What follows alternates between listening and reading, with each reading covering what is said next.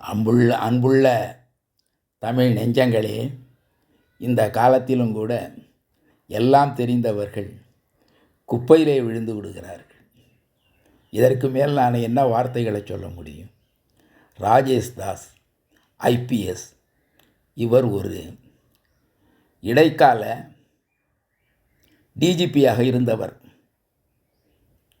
இவர் செய்யக்கூடாத குற்றங்கள் ஏராளமாக செய்தார்.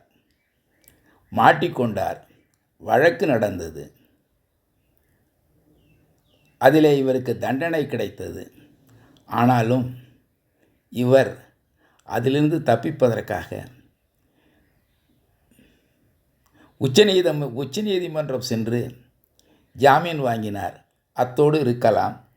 தேவையில்லாமல் இவருடைய முன்னாள் மனைவி டாக்டர் பீலா அவர்களை பற்றி தவறாக பேசி அவரிடம் சண்டையிட்டு இப்பொழுது கைது செய்யப்பட்டு நீதிமன்றத்திலே அழுது புலம்பி கண்ணீர் விட்டு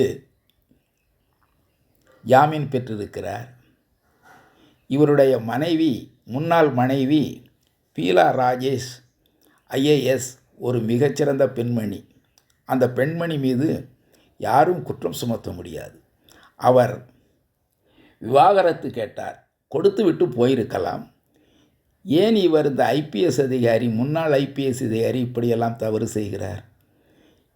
காலம்தான் இதற்கு பதில் சொல்லும்.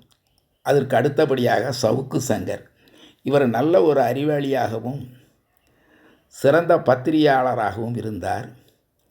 ஆனால் தேவையில்லாமல் பெண்களை பற்றி இழிவாக பேசினார்.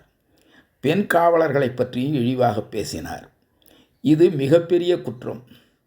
அடுத்தது ஒரு ஐபிஎஸ் அதிகாரியை பற்றி கேவலமாக பேசினார். இதுவும் குற்றம்தான். இதற்கு இவர் மன்னிப்பு கேட்டு அப்பொழுதே வழக்கிலிருந்து விடுபட்டு இருக்கலாம்.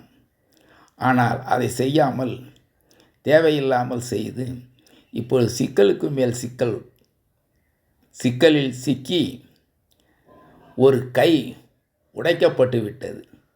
எங்கே உடைக்கப்பட்டது? சிறையிலே, மத்திய சிறையிலே. அவர் குற்றம் செய்தார் என்பது உண்மைதான். ஆனால் அதற்கு நீதிமன்றம்தான் தக்க தண்டனை கொடுத்திருக்க வேண்டும். நீதிமன்றம் கொடுக்காமல் சிறை அதிகாரிகள் கொடுத்த தண்டனை அவர் கையை உடைத்தது சட்டப்படியான குற்றம்தான். ஆனால் இதை யார் கேட்பது? யாரும் கேட்க முடியாது. நான் இப்பொழுதும் சொல்லிக்கொள்கிறேன், இந்த சவுக்கு சங்கரிடம் ஒரு மன்னிப்பு கடிதம் எழுதி வாங்கி கொண்டு அவரை விடுதலை செய்து விடலாம். விடுதலை செய்து விட்டால் அவர் உத்தமராக இருப்பார் என்பது என்னுடைய கருத்து. ஏனென்றால் அவருடைய கை உடைக்கப்பட்டு விட்டது.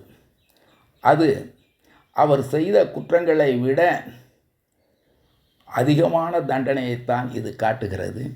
இதற்காக நான் உண்மையிலே வருத்தப்படுகிறேன். சவுக்கு சங்கர் செய்தது எல்லாம் நியாயம் என்று நான் சொல்லவில்லை. அவர் செய்தது அநியாயம்தான். ஆனால் அதற்கு அவரை கையை சிறையிலே வைத்து உடைத்தது சட்டப்படியான குற்றம் என்பதை நான் கூறி இத்துடன் என்னுடைய வாயை மூடிக்கொள்கிறேன்.